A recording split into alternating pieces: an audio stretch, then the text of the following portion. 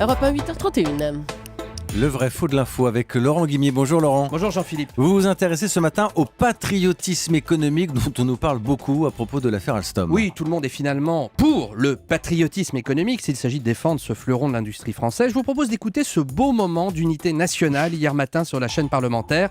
Le porte-parole du Parti socialiste Olivier Faure rend hommage à l'UMP Patrick Ollier.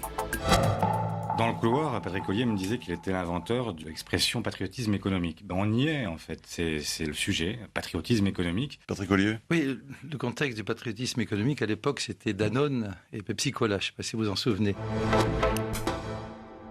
Alors, quand Patrick Ollier affirme qu'il a inventé le terme patriotisme économique, c'est vrai ou c'est faux, Laurent ? C'est faux, je vais être charitable. Je pense que M. Ollier s'est laissé attendrir par le compliment de son collègue socialiste, c'est quand même assez rare, mais il n'est pas du tout l'inventeur de l'expression. Il parle de l'affaire Danone-Pepsi, vous avez entendu, on est à l'été 2005, le géant américain est soupçonné de vouloir avaler Danone. Ollier, et avec lui toute la droite au pouvoir, appelle effectivement au patriotisme économique pour défendre nos yaourts made in France. Mais le terme est beaucoup plus ancien. J'ai retrouvé dans les archives, février 94, un rapport du commissariat au plan conseille de s'inspirer du patriotisme économique allemand.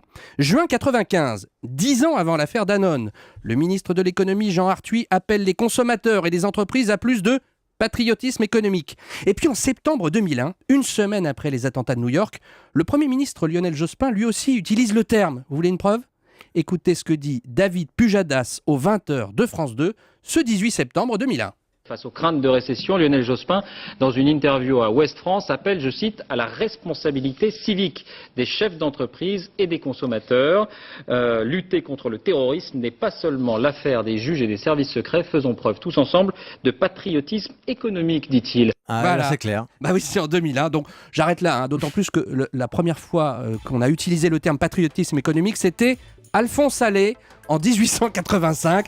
Alors je ne sais pas si on le dit chez Danone, mais c'est dans les vieux pots qu'on fait les meilleurs slogans. Astuce. Merci Laurent Guimier, le vrai faux de l'info. On vous retrouve demain. À demain.